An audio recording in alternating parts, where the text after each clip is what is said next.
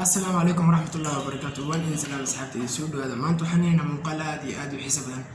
كاسوء سيدوي لولا شكستا فرين القرآن عن بلاون أساس عنه بيس وحال لقيا بقى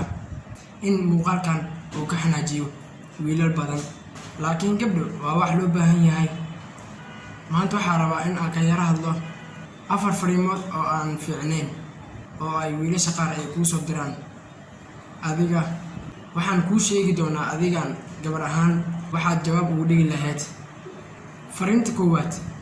fariinta qiimay tani waa marka oo wiil aan adiga wax qiimo ku sii jirin isaga oo soo go'aansada waan ku xiisay gabdho badan waxay u maleey doonaan inay wax fiican tahay waxayna isdii doonaan wuu xiisayaa iyo wuu uga fikirayaa iyo waxyaabo la mid ah marka saas ay tahay wax qiimo ah hasiinin ana dhiin waa ku xiisay sidoo kale xitaa haddii aad u xiistay adiga waxaad u qoraysaa sidaan waa arrin fiican waad ku mahadsan tahay intaas qiimaha uu hadda uu kuu yeelay qaado kuna raaxayso laakiin dib ha u siin waxa uu adiga ka rabay fariinta labaad ee maraxda ah tan waa markuu wiil fariin kuu soo diro isagoo isbuuc dhan ka maqnaa oo aan wax fariina kuu soo dirin wuxuuna ku leeyahay sidaan oo kale abay waan ka fikiray wax badan kan waa wiil hawada kaaga baxay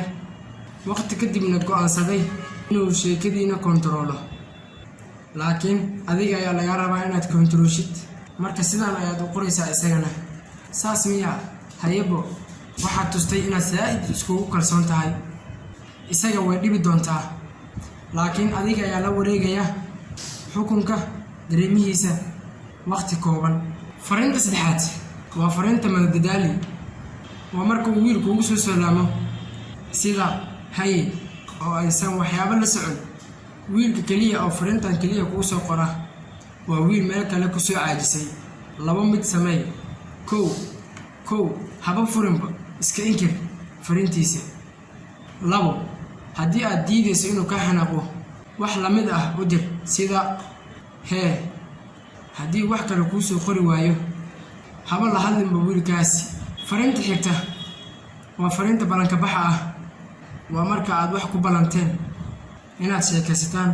habeen qaas ah kadibna iska boojeeyo wiilkan habeenkii oo dhan ama uu ka dhunto ugu dambeyn uu ku yimaado ayadoo waqtiga balanta la dhaafay kuna soo qora fariin dhahaysa hay ma seexatay hay maxaa haysaa ma joogtaa iyo waxyaabo la mid ah markaan kale waxaad u qoraysaa hurdo aan dhex dabaananayaa kadibna waxaa laga yaabaa inuu kuu soo qoro cudurdaar ama waxyaabo kale